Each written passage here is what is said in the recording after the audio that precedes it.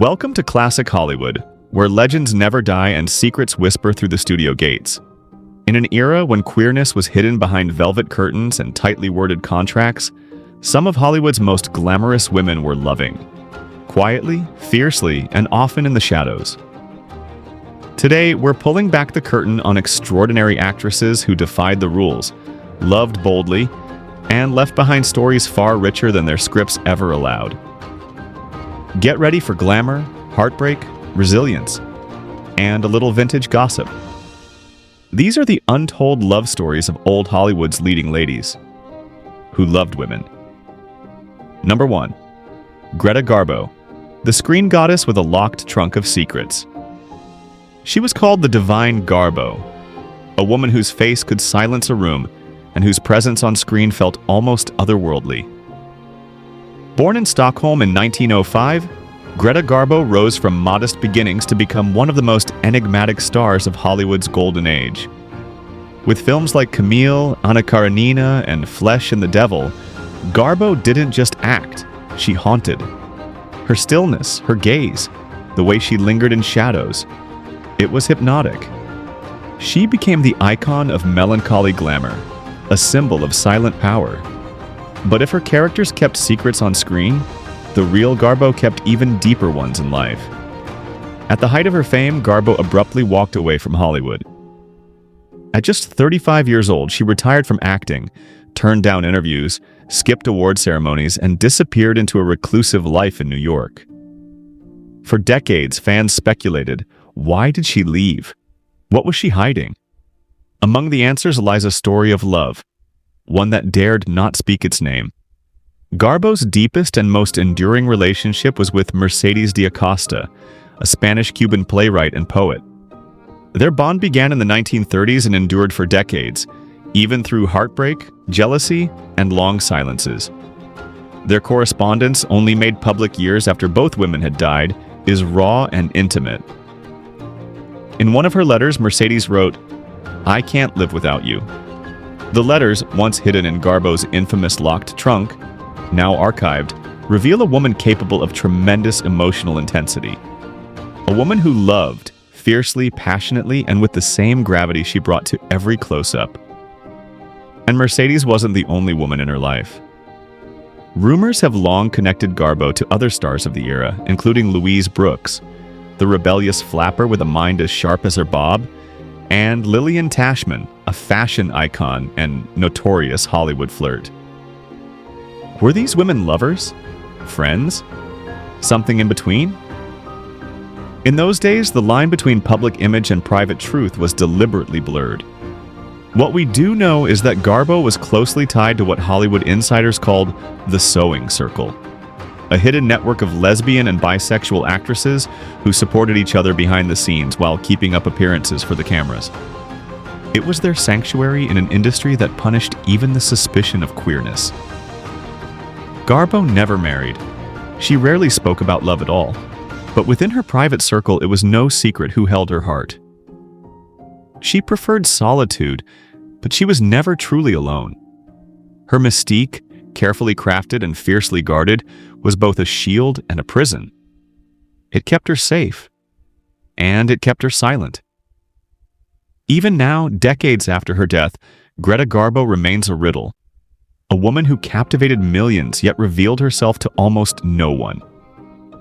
But through those letters, through the glimpses left behind in the margins of history, we meet her. Not the screen goddess, but the woman who loved deeply, quietly, and against the odds.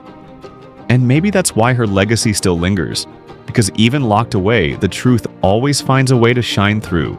Number 2. Tallulah Bankhead, Hollywood's wildest flame. And she never hid it.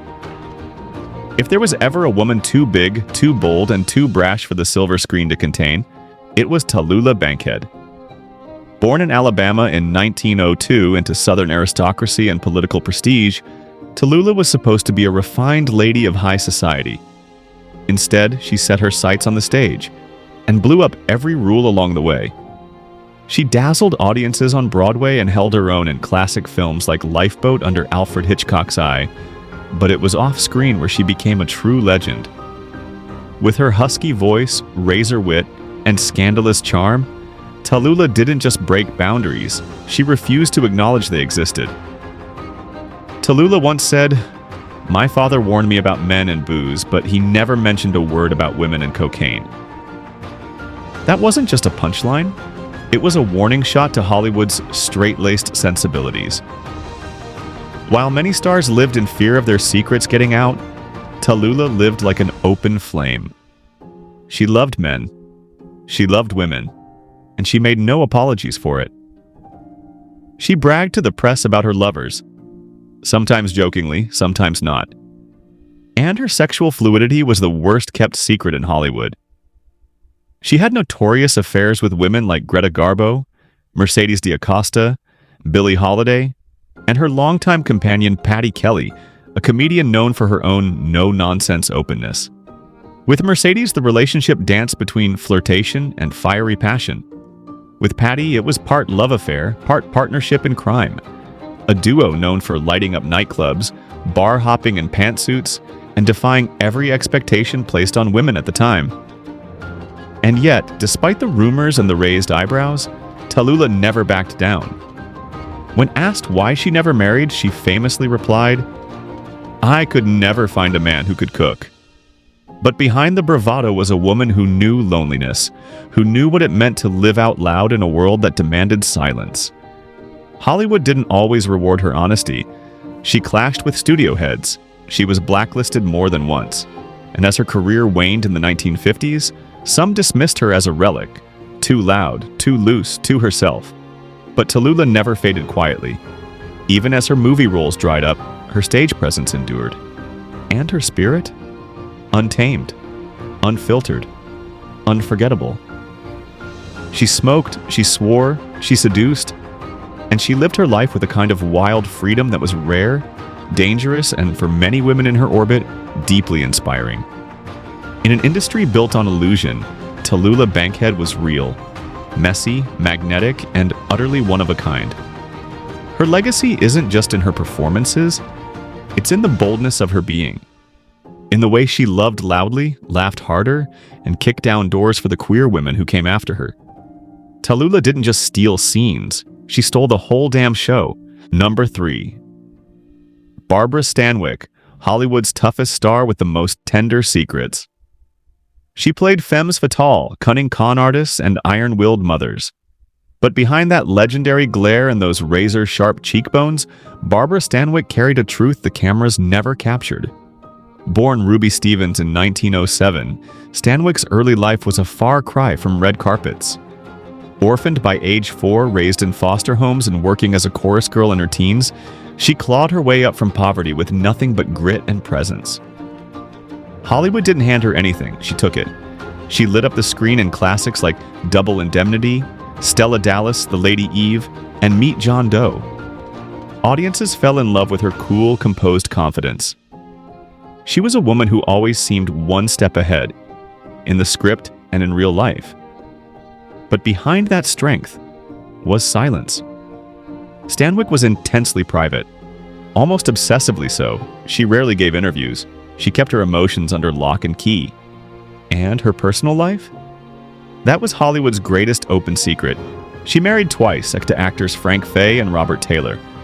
But neither marriage was known for passion. In fact, many insiders believed her marriage to Taylor, MGM's golden boy, was more studio strategy than true romance. A lavender marriage to deflect rumors, keep contracts intact, and protect public images. Because the whispers never stopped. Stanwyck was known to be deeply close to a number of women, most notably her Double Indemnity co-star Patricia Colling, and several others from the same circle. There was talk of long nights spent together, vacations taken alone, homes shared quietly. Her name regularly came up in reference to Hollywood's sewing circle, the code word for lesbian and bisexual women in the film industry. She never came out, she never commented, but she also never married again. When asked why she stayed single after her divorce, she once replied, "I've had enough of men." Was it a joke? Maybe. But Stanwyck didn't do anything accidentally. She was a master of her image. not in a self-promoting way, but in a defensive one. She built walls around her heart, around her history, around her truth, and she kept them up long after the camera stopped rolling. Yet the people closest to her knew. Stanwyck loved deeply. She was fiercely loyal. She cared for the women in her life with a devotion that never needed headlines. In an industry that expected women to be soft, sweet, and submissive, Barbara Stanwyck was sharp-edged, self-made, and unapologetically independent. She never bent to the system. She made the system bend to her. And maybe, just maybe, loving women on her own terms was part of that rebellion. Even now, she remains a mystery, a legend wrapped in silence. A woman whose toughness on screen only makes her private vulnerability more haunting. Because the real Barbara Stanwyck?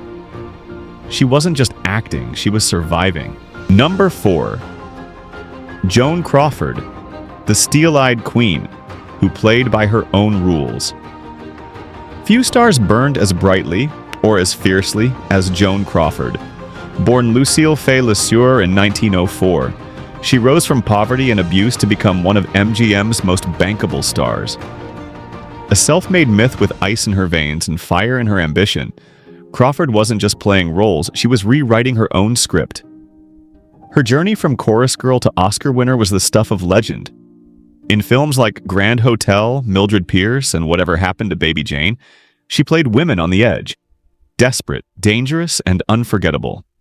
She gave everything to her work, but off-screen, she was just as relentless and just as guarded.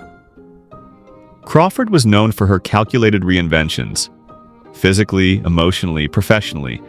But there was one part of her life she never dared make public, her relationships with women. While her many marriages to men, including actors Douglas Fairbanks Jr. and Franchot Tone, were splashed across fan magazines, there was a parallel story unfolding in hushed tones behind studio walls. Crawford was long rumored to have been intimately involved with women like Barbara Stanwyck and Tallulah Bankhead. According to insiders, those weren't just friendships. They were deep romantic connections, carefully hidden under the polished facade Hollywood required. She was reportedly part of the infamous Sewing Circle, the underground network of queer women in the film industry. Crawford's name appeared in coded studio memos, flagged for her complicated attachments. Yet she always stayed one step ahead of scandal, always in control, always just out of reach. But the signs were there for those who knew where to look. Her obsessive need for image control, her long periods living exclusively with female companions, the steely determination to never let anyone, especially the press, get too close. One MGM insider put it bluntly, Joan could love deeply, she just didn't want the world to see who she gave her heart to. That secrecy came at a cost. Crawford's relationships were marked by volatility, loneliness, and a need for perfection that pushed away lovers and family alike. She demanded loyalty, but often gave it conditionally. Her adopted daughter Christina Crawford, in her controversial memoir, painted a portrait of a woman torn between power and pain, fame and fear. Still, one truth is undeniable. Joan Crawford refused to be broken. She survived scandals, studio wars, ageism, and reinvention after reinvention. She became a fashion icon, a businesswoman, and a symbol of strength, especially for women who saw in her a kind of unapologetic power. But for all the roles she played, the one she never dared bring to the screen was perhaps the most honest. A woman who loved other women, and built a fortress to protect that truth. Even today, her life remains a mix of myth and mystery. But what's clear is this: Joan Crawford didn't just fight for stardom. She fought for control, privacy, and the freedom to be her own kind of woman. And in doing so, she became something more than a star. She became a force. Number 5. Claudette Colbert, the queen of screwball comedy with a carefully guarded heart. To the world, Claudette Colbert was the picture of elegance, sophisticated, witty, effortlessly chic. Born Émilie Claudette Chauchoin in 1903 in France and raised in Manhattan, she brought continental charm to the screen. and became a defining face of Hollywood's golden age. With films like It Happened One Night, for which she won an Oscar, Cleopatra, and The Palm Beach Story, Culber was the reigning queen of the screwball era. Stylish, clever, and always in control. But behind the spotlight's warmth, Claudette kept her true self in the shadows. She wasn't like other stars of her time. She shunned publicity, hated interviews, and refused to play the studio's personal life game. She gave the press glamour but not intimacy, because Claudette Colbert had secrets, and she was determined to keep them. Throughout her life, she maintained a highly private companionship with Verna Hull, a wealthy painter and socialite. The two women were inseparable for decades. They shared homes in California and Barbados, traveled the world together, and lived with a quiet intimacy that, to insiders, spoke volumes. Publicly, Colbert maintained a brief marriage to actor Norman Foster, a union that was long distance for nearly its entire duration. In fact, Foster lived in a separate country for most of it, while Colbert and Hull shared a life behind guarded gates. Was her marriage a cover? A favor? An arrangement? Those closest to her have a little doubt. Verna Hull was the true partner. Rumors of Colbert's romantic ties to other women, including Marlene Dietrich, swirled for years in the gossip underground. Insiders whispered about passionate letters, secret rendezvous, and steamy Riviera vacations. But Colbert never responded to speculation. She didn't deny. She didn't confirm. She simply remained unreachable, a master of silent defiance in a world obsessed with labels. She was also a known presence in Hollywood's sewing circle, the quiet network of lesbian and bisexual women who found each other amid the industry's forced conformity. While many of her peers were outed by scandal, Claudette managed what few did. She lived her truth without public exposure and without apology. Even in her later years, she maintained her privacy with military precision. She retired to her estate in Barbados with Verna, avoiding the limelight entirely. She died in 1996, her legacy intact, her secrets mostly still hers. Claudette Colbert's story isn't loud. It's not tabloid-ready, but it's profound in its quiet rebellion. She chose elegance over drama, discretion over spectacle, but she also chose love, and made space for it in a world that offered her none. And that's not just glamorous, that's revolutionary. Number 6. Janet Gaynor, America's sweetheart with a heart full of secrets. Before Marilyn, before Judy, before Audrey, there was Janet Gaynor. With her wide, expressive eyes and gentle screen presence, Gaynor embodied early Hollywood's vision of innocence. Born Laura Augusta Gaynor in 1906, she stepped onto silent film sets in the 1920s and into history shortly after. In 1929, she became the first woman to ever win an Academy Award for Best Actress, and not just for one film, but for 3. Seventh Heaven, Street Angel, and Sunrise, A Song of Two Humans. She wasn't just a star, she was a phenomenon. But the Janet Gaynor that fans adored on screen, sweet, soft-spoken, and devoted, was only part of the truth. Because off-screen, Gaynor's love life defied expectations. She married 3 times and had a child, but Hollywood insiders and those closest to her knew there was more to her story, a truth carefully left out of studio press kits. For decades, Gaynor shared an intimate and unbreakable bond with another woman, Mary Martin, the Broadway legend known for Peter Pan and South Pacific. The two were inseparable. Friends called them soulmates. They vacationed together, lived together. They even survived a near-fatal car crash together in 1982, a tragedy that only seemed to confirm how deeply their lives had intertwined. Hollywood whispered. Fans speculated. But the two women never addressed the rumors. They didn't need to. Their bond was evident in their closeness, their protection of each other, and their quiet defiance of what the world expected from America's sweetheart. There's also the matter of Adrian, Gaynor's second husband, the legendary MGM costume designer. Known for dressing stars like Greta Garbo and Joan Crawford, Adrian was openly gay within industry circles. Many believe their marriage was a lavender marriage, a protective arrangement allowing both partners to live privately and authentically in a world that demanded illusion. It was a quiet act of rebellion, one that let Gaynor preserve her public image while keeping her real love life hidden in the margins. She never came out. She never spoke openly about her feelings for women, but she didn't have to. Her story is stitched together from long friendships, coded letters, shared homes, and side-by-side hospital beds. Tells us everything we need to know. Janet Gaynor was more than just Hollywood's first Oscar winner. She was part of something bigger, a hidden network of queer women who found ways to love fiercely, even in silence.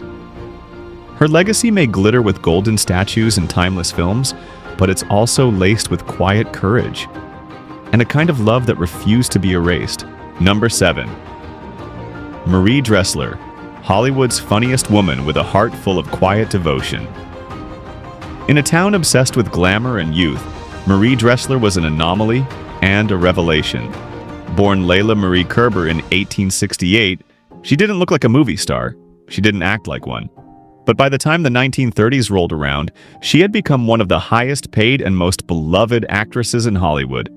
Her Oscar-winning performance in Min and Bill made her a household name, and her turn in Dinner at 8 is still hailed as a comic masterclass. With her expressive face and booming voice, Dressler had something few actresses ever mastered: presence without pretense. But behind the lovable, no-nonsense screen persona was a woman who weathered rejection, scandal, and exile, and quietly found deep emotional intimacy with women, long before Hollywood was ready to acknowledge such love. After the death of her longtime male companion, Jim Dalton, Dressler formed a powerful, lasting bond with actress Claire Debray, a woman 27 years her junior. The two shared a home, traveled together, and supported each other's careers and health through the ups and downs of a notoriously ruthless industry. To many of their peers, they were more than friends. Their relationship, though never publicly defined, mirrored that of a committed couple. One that lived quietly but authentically in a time when women like them had few safe spaces to love at all. Dressler was known for fierce loyalty to her circle of female friends, many of whom moved in the same secretive circles as Garbo, Bankhead, and Stanwyck. She was protective, nurturing, and had a knack for making other women feel seen, in an industry that routinely erased them. Her own career wasn't linear. She was blacklisted for a decade, forced to work odd jobs and live in poverty before clawing her way back to the screen in her 60s. And when she came back big. Not as a starlet, but as a truth teller, a scene stealer, and a force of nature. Hollywood rarely made room for women like Marie Dressler. Too old, too unconventional, too real. And yet she became a star anyway, and possibly found love on her own terms. She passed away in 1934 at the age of 65. Her final years were filled with fame, adoration, and the quiet companionship of Claire Debray, a relationship history still hesitates to label, but one that speaks volumes to anyone who knows how to read between the lines. Marie Dressler didn't need a label. She had loyalty, love, and a legacy that says, you don't have to be typical to be unforgettable. Thank you for joining us on this journey through the untold history of old Hollywood's most iconic women. Legends who defied the rules, loved fearlessly, and lived in the margins of an industry built on illusion. Some kept their truths locked away.